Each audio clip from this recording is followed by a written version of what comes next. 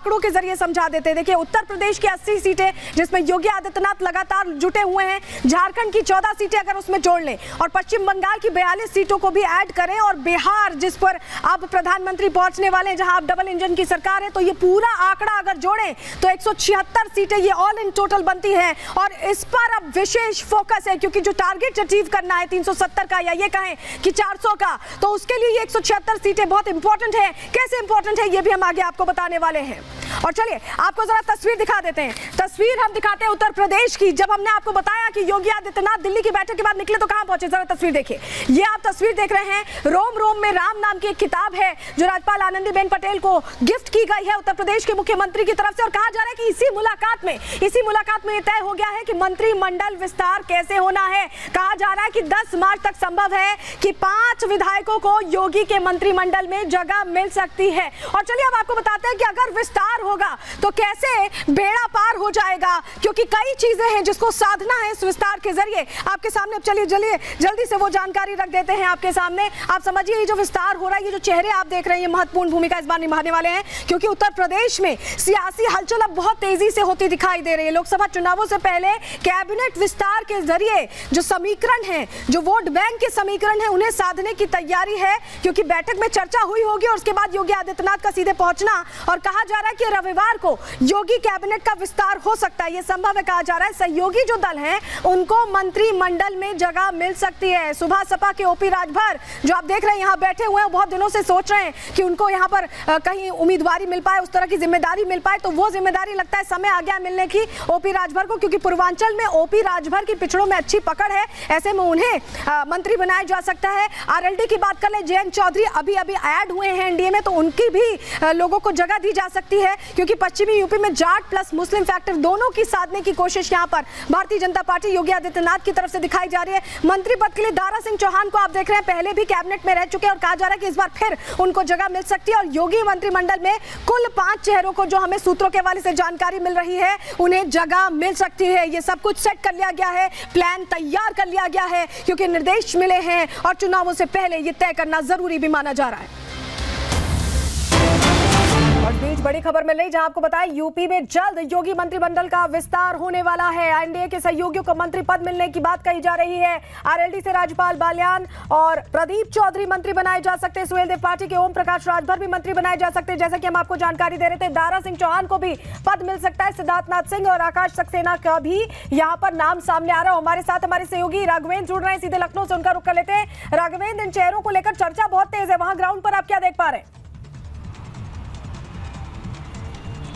देखिए, जैसा कि आपने कहा कि यह सिर्फ मंत्रिमंडल विस्तार ही योगी का नहीं है, यह 80 सीट जीतने की भी एक रणनीति है और यह रणनीति इतनी सॉलिड है कि जिसकी जगह दी जा रही है मंत्रिमंडल विस्तार में। जैसा कि जब आरएलडी के रूप में एक नया सहयोगी जब भाजपा को मिलता है तो जो पश्चिम में कमियां रह जाती हैं भाजपा की, यानी जो कुछ सीटें 2019 में पश्चिम में भाजपा नहीं जीत पाई थी, वह आरएलडी के सहारे, यानी आरएलडी के सहारे जाट और किसान इन सबको लेकर के भारतीय जनता पार्टी वहां पे पूरा अपना भरपाई कर लेगी। साथ ही जब तो पूरा प्लान तैयार है राघवेंद्र और इसी पर काम करते योगी आदित्यनाथ नजर आ रहे हैं। बहुत शुक्रिया आपका जुड़ने के लिए और जानकारियां साझा करने के लिए।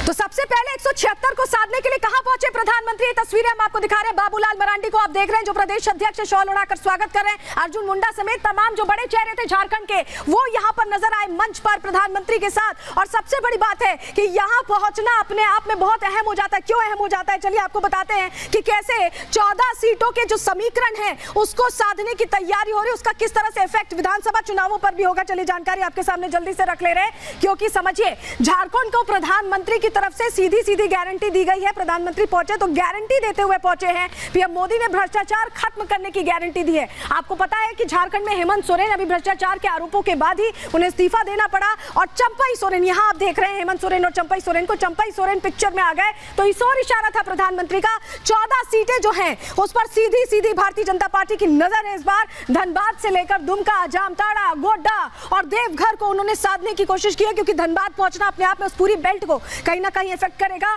आदिवासी वोट बैंक पर अब पैनी निगाहें भारतीय जनता पार्टी की हैं और यही वजह है कि जोर आजमाइश खुद प्रधानमंत्री नरेंद्र मोदी कर रहे हैं। और बड़ी बात यह भी समझिए, अंदर की खबर समझिए इस पर, सिर्फ लोकसभा चुनाव नहीं, अगले साल विधानसभा चुनाव होने वाले हैं, तो असेंबली चुनाव पर भी प्रधानमंत्री की नजर है। और ऐसे में पूरी जोर आजमाइश, पूरी ताकत और कहें एक तरह से कार्यकर्ताओं में जोश और वोटर्स को कहीं ना कहीं अट्रैक्ट करने की कोशिश यहां प्रधानमंत्री की तरफ से नजर आ रही है। और जिले में देखिए, अगर इस जिले की बात करें तो 10 विधानसभा सीटें हैं जिस पर 2 पर बीजेपी का कब्जा है। और कैसे अगले विधानसभा चुनाव में 10 की 10 भारतीय जनता पार्टी के खाते में आए, इस पर पूरा जोर है। तीनों जिलों के विधानसभा क्षेत्रों तक पहुंचने की रणनीति के तहत ही प्रधानमंत्री यहां पहुंचे हैं।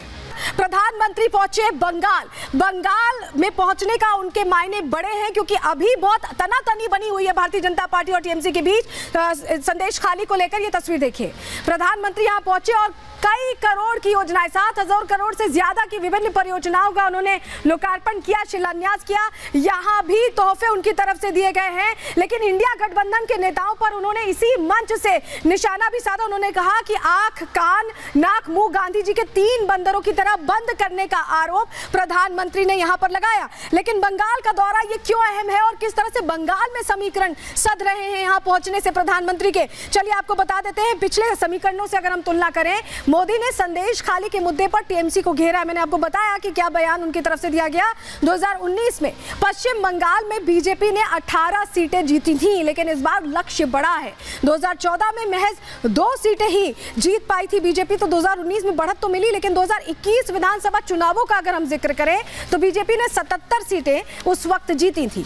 और 2024 के लिए बीजेपी अब 35 सीट जीतने का लक्ष्य रख रही है। जो 42 सीटें हैं उसमें कम से कम 35 सीटें भारतीय जनता पार्टी जीतना चाहती है। संदेश खाली मामले पर टीएमसी बैकफुट पर है और भारतीय जनता पार्टी लगातार उस मामले पर अपना दबदबा कायम रखे हुए है। और आज भी प्रधानमंत्री ने इंडी गठबंधन को लेकर बड़ी बात कही है। वही उसके बाद देखिए, बंगाल जाने के बाद अब वो बिहार पहुंचने वाले हैं। बिहार में अभी डबल इंजन की सरकार बनी है और बिहार से कैसे जो एक तरह से कहें कि हैट्रिक सेट कर रहे हैं, आपको बता देते हैं, वो जानकारी आपके सामने रख रहे हैं। पीएम मोदी 2 दिवसीय बिहार दौरे पर रहने वाले हैं। सबसे अहम बात यह है कि यहां 2 दिवसीय दौरे के दौरान औरंगाबाद, बेगूसराय और बेतिया में जनसभा करेंगे। इन तीनों जगहों पर भारतीय जनता पार्टी वापस कैसे सत्ता में आए, अभी तो सत्ता में है ही, सत्ता में बनी रहे, इस पर जोर आजमाइश है। बिहार को विकास की सौगात देंगे प्रधानमंत्री नरेंद्र मोदी।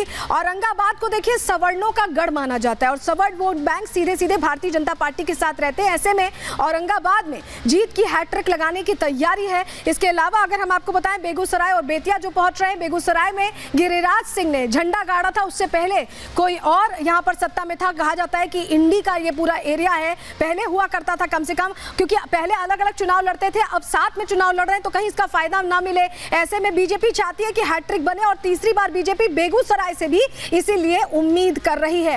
और पहली लिस्ट को लेकर सरगर्मी तेज हो गई है। संभावित चेहरे कौन कौन से हो सकते हैं, अब अंदर की खबर में आपको वो बता देते हैं और आपके सामने जानकारी रख रहे हैं। देखिए, प्रधानमंत्री ने जो सोच विचार किया है, जो लिस्ट तैयार की है, वो आपके सामने देखिए। भूपेंद्र यादव, कहा जा रहा है भिवानी या अलवर से चुनाव लड़ सकते हैं। धर्मेंद्र प्रधान संबलपुर से लड़ सकते हैं चुनाव। ये दोनों राज्यसभा से अभी तक सांसद थे, लेकिन अब लोकसभा से चुनाव इनको लड़ाने की बात हो रही है। ऐसे में जनता के बीच इन्हें भेजने की तैयारी है। मंत्री हैं ही, आप जानते हैं। और बात प्रहलाद जोशी की कर ले, सुब्रत पाठक की कर ले, तो धारवाड़ से पहले भी प्रहलाद जोशी चुनाव लड़ चुके हैं, इस समय मंत्री भी हैं। सुब्रत पाठक भी पहले कन्नौज से चुनाव लड़ चुके हैं, तो उन पर दोबारा भरोसा जाहिर किया जा रहा है। ऐसे अंदर खाने से जानकारी मिल रही है। अभी तक देखिए आप, ज्योतिरादित्य सिंधिया जो राज्यसभा से अभी तक सांसद थे, उनको अब जनता के बीच भेजने की तैयारी है। ग्वालियर और गुना में उनका अच्छा बेस है और उसको लेकर भारतीय जनता पार्टी भरोसा जाहिर कर रही है। शिवराज सिंह चौहान बुधनी से चुनाव लड़ते रहे हैं, मुख्यमंत्री रहे हैं, लोकप्रिय मुख्यमंत्री रहे हैं। ऐसे में विदिशा से वो इस बार चुनाव लड़ सकते हैं और ये जाहिर की जा रही है संभावना की जीत उनकी होगी, क्योंकि बहुत लोकप्रिय, बहुत पसंद किए जाते हैं, मामा के नाम से जाने जाते हैं। मनोज तिवारी की बात कर लें